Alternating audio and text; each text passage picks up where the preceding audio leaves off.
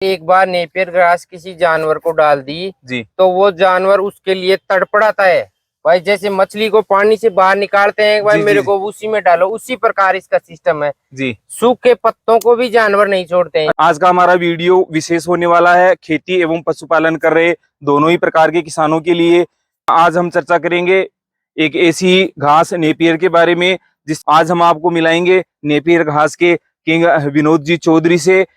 और जयपुर में ही नहीं बल्कि राजस्थान और राजस्थान के बाहर भी नेपियर घास की जो कलम है, सीड है, एक्सपोर्ट कर रहे हैं। और अपनी जो नेपियर ग्रास है जी उसकी क्वालिटी सबसे टॉप पूरे इंडिया में CO5 है अपने पास जी इसमें ऐसे लगाओ, जी इसको ऐसे करके जमीन के अंदर, एक गांठ जमीन के अंदर चली जाए, एक ऊपर रह जाए। जी जी जी। हाँ। किसान साथियों, आप हिंदुस्तान में नहीं कहीं भी जाए, खेती और पशुपालन एक सिक्के के दो पहलू है। जो किसान खेती कर रहा है उसके यहाँ कमोबेश पशुपालन आपको जरूर मिलेगा, या कोई किसान अगर पशुपालन पे फोकस कर रहा है तो उसकी खेती कमोबेश मिलेगी। आज का हमारा वीडियो विशेष होने वाला है खेती एवं पशुपालन कर रहे दोनों ही प्रकार के किसानों के लिए, क्योंकि पशुपालन करने वाले किसानों को पशुओं के लिए हरी चारे की हमेशा जरूरत रहती है। साथ ही साथ जो किसान साथी हरा चारा उगाकर उससे बिजनेस करना चाह रहे हैं, पैसे कमाना चाह रहे हैं, उनके लिए भी आज का वीडियो विशेष होने वाला है। नमस्कार, मैं आपका किसान साथी मदन शर्मा और आप देख रहे हैं आपका अपना यूट्यूब चैनल खेती तकनीक, जहां हम आपके लिए लेकर आते हैं खेतीबाड़ी एवं पशुपालन से संबंधित विभिन्न प्रकार की नवाचारी तकनीकें और जानकारियां। साथ ही आपको मिलाते हैं ऐसे नवाचारी अनुभवी किसानों से जो आपकी खेतीबाड़ी एवं पशुपालन को एक नई राह, एक नई दिशा प्रदान करते हैं। आज का हमारा चर्चा सत्र विशेष रहेगा पशुपालन कर रहे उन किसानों के लिए जो अपने पशुओं के लिए 12 महीने हरे चारे की व्यवस्था चाहते हैं। साथ ही साथ उन किसानों के लिए भी जो खेती से हरा चारा उगाकर उसको बिजनेस के तौर पर लेना चाह रहे हैं। जी हाँ, आज हम चर्चा करेंगे एक ऐसी घास नेपियर के बारे में। आज हम आपको मिलाएंगे जयपुर के बिहारीपुरा गांव के निवासी विनोद जी चौधरी से, जो नेपियर घास के किंग है। और जयपुर में ही नहीं बल्कि राजस्थान और राजस्थान के बाहर भी नेपियर घास की जो कलम है, सीड है, एक्सपोर्ट कर रहे हैं। और जो आज के किसान हैं उनको एक नई दिशा प्रदान कर रहे हैं। आइए मिला देते हैं आपको युवा नवाचारी किसान विनोद जी चौधरी से और जान लेते हैं उनसे भाई जो किसान साथी पशुपालन के लिए नेपियर घास लगाना चाह रहे हैं वो किस प्रकार से लगाएं, कहाँ से उनको बीज उपलब्ध होगा और किस प्रकार से यह पशुओं के लिए लाभदायक है। साथ ही साथ इनसे जानकारी लेंगे कि जो किसान साथी इसको एक कॉमर्शियल तौर पर उत्पादित करना चाह रहे हैं उनके लिए क्या व्यवस्था रहेगी। आइए मिला देते हैं। विनोद जी, राम राम साहब। राम राम साहब, राम राम साहब। आपका नेपियर घास का बिजनेस कैसा चल रहा है? खूब बढ़िया चल रहा है साहब। तो हमारे किसान साथी जो पशुपालन कर रहे हैं उनके लिए आज हम आपसे कुछ जानकारी लेना चाहेंगे, क्योंकि राजस्थान का क्लाइमेट ऐसा है कि पशुओं के लिए हमेशा हरा चारा उपलब्ध नहीं रहता। बिल्कुल। बाजरा लगाए तो बाजरे की सीजन में खत्म हो जाता है, रिजका लगाए रिजके की सीजन में खत्म हो जाता है। मैंने सुना है, देखा है और आज आपके खेत की विजिट भी की है। आपकी जो नेपियर घास है, लोग कह रहे हैं कि भाई 12 महीने हरी रहती है, हरा चारा उपलब्ध रहता है। वास्तव में ये 12 महीने हरी रहती है या इसमें सूखने वगैरह की भी कोई सीजन में दिक्कत रहती है? कोई भी दिक्कत नहीं है साहब, ये पूरी की पूरी हरी रहती है, इसमें किसी भी प्रकार की कोई दिक्कत नहीं है। अपनी जो नेपियर ग्रास है उसकी क्वालिटी सबसे टॉप पूरे इंडिया में CO5 है अपने पास जी। ये कोयम्बटूर की वैरायटी है। जी जी। और किसान जो एक बार देख लेता है वो कुछ न कुछ लेके ही जाता है यहाँ से, चाहे कुछ भी। तो सबसे पहले तो मैं किसान साथियों की ओर से ये जानना चाहूंगा कि जो भी किसान साथी इस नेपियर घास को अपने यहाँ पशुपालन के लिए लगाना चाहते हैं, पशुओं को हरा चारे के रूप में उत्पादित करना चाह रहे हैं, तो कौन से महीने में इसको लगाए ताकि ये अच्छे से विकसित हो सके? इसका लगाने का सबसे टॉप टाइम है 15 जुलाई से लेके 30 अक्टूबर तक।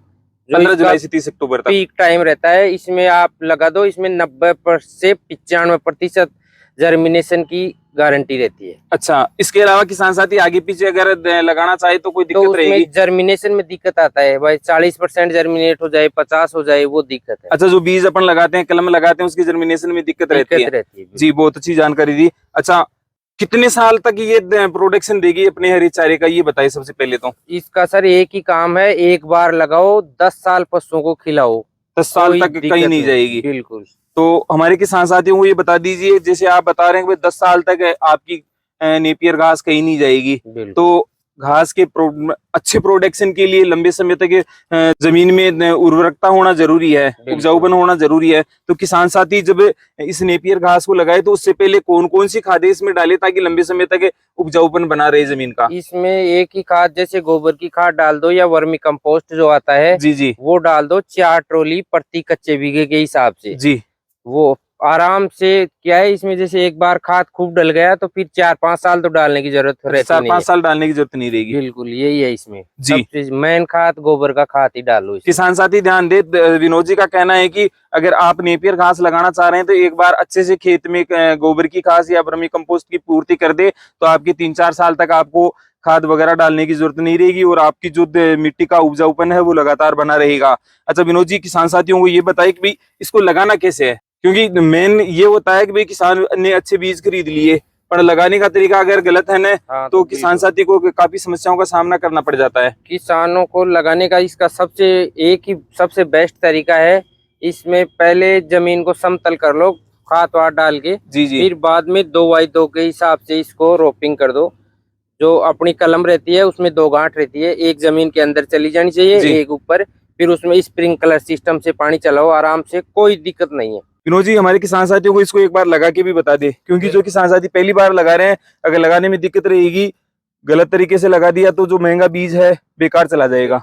इसको लगाने का मैं एक तरीका बता देता हूँ। जी जी बताइए। बिल्कुल, इसको लगाने का एक ये है सबसे बढ़िया तरीका, इसमें ऐसे लगाओ जी, इसको ऐसे करके जमीन के अंदर, एक गांठ जमीन के अंदर चली जाए, एक ऊपर रह जाए। जी जी जी, हाँ। किसान साथी ध्यान दे, विनोद जी का कहना है कि आपकी जो बीज है, कलम है, उसमें से जो आपकी एक गांठ है उसको आपको जमीन के अंदर दबाना है, एक को बाहर रखना है, ताकि जो नीचे वाली गांठ है उससे आपकी जड़ों का विकास हो सके और जो ऊपर वाली गांठ है उससे आपकी जो हरा चारा है, पत्तियां हैं, उसका फुटान हो सके। एक चीज और मैं बता देता हूँ आपको किसान साथियों, इसको लगाना मतलब ऐसा ही है, अगर ऐसा लगा देंगे अपन उल्टा तो ये नीचे से होके वापस नीचे से जनरेट होगी जी। तो इसका सबसे बढ़िया तरीका, जैसे ये पत्ते हैं तो ये ऊपर रहने चाहिए हमेशा। जी, इस चीज का भी किसान साथी ध्यान दे, उल्टा इसको बीज को न लगाए, कलम को न लगाए, नहीं तो उल्टे पत्ते उखड़ के फिर वापस घूम के आएगा तो आपको काफी दिन तक फसल को लेने का इंतजार करना पड़ेगा। बिल्कुल बिल्कुल।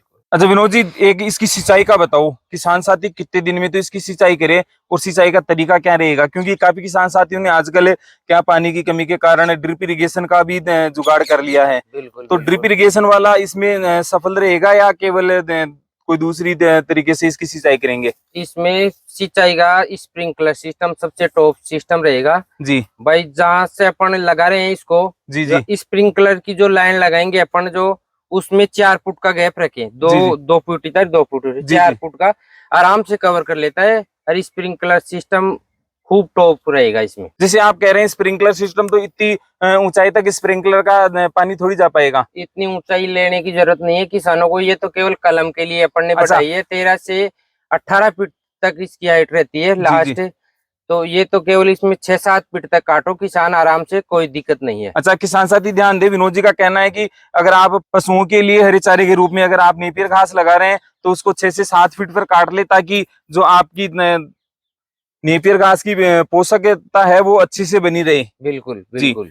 अच्छा, तो जो किसान साथी मान लीजिए बीज के लिए इसको लगाना चाह रहे हैं तो वो ड्रिप में लगा सकते हैं, उसके लिए सिंचाई की क्या व्यवस्था रहेगी? सिंचाई के लिए फिर इसमें ऐसा करना पड़ेगा भाई, जो 2x2 फुट पे ये जो कलम लगती है उसके बीच में से ड्रिप इरिगेशन लगेगा। अच्छा, जो खाली जगह है उसके बीच में लगेगा। किसान साथी ध्यान दे, विनोद जी का कहना है कि जैसे विनोद जी ने ये रो लगा रखी है तो इनका कहना है कि बीच से आप ड्रिप इरिगेशन डालें ताकि आपकी जो नेपियर घास की जड़ें वगैरह है वो उसको आपकी नमी भी जा सके और आपकी जो ड्रिप इरिगेशन है उसको डिस्टर्ब न करे। बिल्कुल बिल्कुल जी। अच्छा विनोद जी, जैसे इसकी कटाई कितने दिनों में लगभग हो जाती है?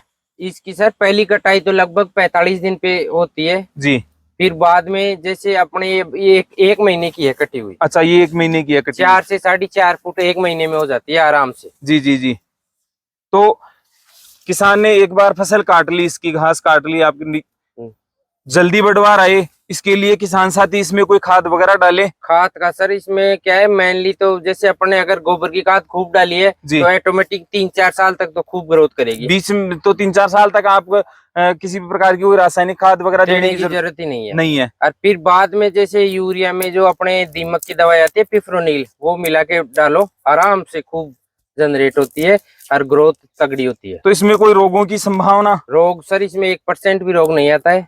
केवल दीमक की आपकी जो बता रहे हैं, तो बिल्कुल। दीमक के लिए फिप्रोनिल वगैरह के किसान साथी डाल दें। बिल्कुल बिल्कुल। विनोद जी, जैसे पशुपालक है, नेपियर घास खिला रहे हैं, कई लोगों से मैंने सुना है कि भाई इससे जानवरों को दिक्कत होती है और होती है, तो मेरे को ये बताइए भाई, जो भी पशुपालक है दुधारू पशुओं को या अन्य पशुओं को नेपियर घास खिला रहे हैं, तो इससे क्या रिजल्ट मिलने वाला है पशुपालकों को? अगर पशुपालकों ने एक बार नेपियर घास किसी जानवर को डाल दी जी तो वो जानवर उसके लिए तड़पड़ाता है भाई। जैसे मछली को पानी से बाहर निकालते हैं भाई, जी, मेरे जी। को उसी में डालो, उसी प्रकार इसका सिस्टम है। जी। सूखे पत्तों को भी जानवर नहीं छोड़ते हैं। अच्छा, इतनी स्वादिष्ट और पोषक होती है। पोषक होती है तो बिल्कुल दुधारू जानवरों के लिए। पशुओं में दूध की जो मात्रा है, फेट है, उसमें कोई फर्क बिल्कुल पड़ता है? बिल्कुल ग्रोथ होता है साहब।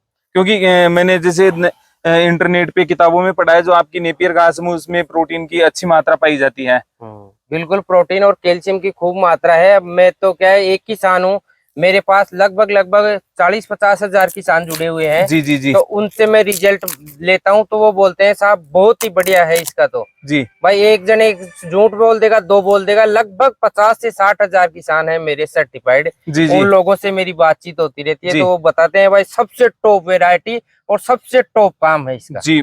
किसान साथी ध्यान दे, विनोद जी का कहना है कि अगर आप पशुओं को खिला रहे हैं, तो पशु जैसे पानी के लिए मछली तड़पती है, वैसे इसको खाने के लिए तड़पेंगे। इसमें प्रोटीन की अच्छी मात्रा पाई जाती है, तो आपके पशुओं के लिए दूध की बढ़वार एवं फेट की बढ़वार दोनों के लिए लाभदायक है। साथ ही साथ पशुओं का जो स्वास्थ्य है, जो पशुओं की पोषकता मतलब बनी रहती है, पशु रिष्ट पुष्ट रहता है, हष्ट पुष्ट रहते हैं। तो आप भी विकल्प के तौर पर विचार कर सकते हैं, क्योंकि आप इसको एक छोटे पैमाने पर लगा सकते हैं। जहां पर आपके पास छोटी खेती है, तो उसमें आप एक बेड बना के कम दूरी में एक बार इसको विकल्प के तौर पर लगाकर अपने पशुओं को खिलाकर सैंपल के तौर पर देख सकते हैं। विनोद जी, कई किसान साथी जो इसका कॉमर्शियल उत्पादन लेना चाह रहे हैं, जैसे आप इसका कॉमर्शियल उत्पादन कर रहे हैं, तो कॉमर्शियल उत्पादन करने वाले किसान साथी इसको कैसे लगाए या कितने दिनों तक इसको रखे ताकि ये कलम आपकी मैच्योर हो जाए? क्योंकि कई किसान साथी पशुपालन कम और खेती पे ज्यादा फोकस करते हैं, तो उनके लिए भी आप अगर थोड़ी सी जानकारी दे दे तो ठीक रहेगा। ये क्या है, एडवांस जो फार्मर होते हैं उनकी है ये मेन। तो जो अपन कलम का जो प्रोडक्शन लेना चाह रहे हैं वो जी जी इसमें क्या है, जैसे 75 से 90 दिन की जो कलम हो होती है, जी जी उसके बाद में ही कलम बनकर जर्मिनेशन के लायक रहती है। उससे जो कम दिन की कलम रहती है वो कच्ची कलम रहती है और वो लगती नहीं है। जी जी। तो किसान साथी ध्यान दे, अगर आप एक बिजनेस तौर पर इसका उत्पादन करना चाह रहे हैं, बीज के तौर पर, कलम के तौर पर, तो अपने विनोद जी का कहना है कि भी जो एडवांस फार्मर है, जो विशेष केयरिंग करते हैं, लंबे समय तक इसकी देखभाल कर पाए, लगभग 75 से 90 दिन तक इसको आपको खेत में रखना पड़ेगा, पानी पिलाना पड़ेगा। उसके बाद में आपकी कलम मैच्योर होगी, तब आप इसका कमर्शियल उत्पादन ले पाएंगे। अच्छा विनोद जी, हमारे किसान साथियों को जो कमर्शियल उत्पादन करना चाह रहे हैं, या जो किसान साथी कलम खरीद रहे हैं, बीज खरीद रहे हैं, उनको ये बता दिए कि भाई मैच्योर कलम कौन सी है, क्योंकि कई बार किसान साथियों के साथ फ्रॉड भी हो जाता है। कई लोग क्या उन्हें जैसे अनमेच्योर कलम दे देते हैं, फिर उनको काफी दिक्कतों का सामना करना पड़ता है, जर्मिनेशन सही नहीं आ पाता। मैच्योर कलम का सर इसका ये है, ये मैं आपको दिखाता हूँ। ये जो जड़ हमारे किसान साथियों को, बिल्कुल, ये जो जड़ होती है इसकी आने की, जी जी, ये 75 दिन बाद में चालू होती है। अच्छा, ये जड़ जो इसमें आ रही है, ये जो दिख रही है, ये मैच्योरिटी का संकेत है इसका। जी। किसान साथी ध्यान दे, जहाँ कहीं से भी आप इसकी कलम ले रहे हैं, बीज ले रहे हैं, ध्यान से देख ले कि जिन्हें पौधों में, जिन्हें नेपियर घास के पौधों में इस प्रकार की जड़ें लग जाए, आना शुरू हो जाए, इसका मतलब वो जो पौधा है आपका मैच्योर हो गया है। और विनोद जी का कहना है कि लगभग 75 से 90 दिन में ये मैच्योरिटी इसकी आती है। बिल्कुल बिल्कुल। और इसमें लगभग वहां से लेकर यहाँ तक कटाई हो जाती है कलम की, फिर ऊपर वाला पशुओं को डाल देते हैं। अच्छा, जो ऊपर का हरा जो कलम आपको दिख रहा है, उसको बीज के तौर पर काम में न ले, क्योंकि वो थोड़ी कम मैच्योर रहती है, कच्ची रहती है, तो उसको आप पशुओं के लिए काम में ले सकते हैं। और जो नीचे आपकी मैच्योर कलम है, उसको आप कॉमर्शियल रूप में अपने खेत में लगाने के लिए काम में ले सकते हैं। विनोद जी, हमारे किसान साथी जो इस वीडियो को देख रहे हैं, जो अपने यहाँ इस नेपियर घास को लगाने का मन बना रहे हैं,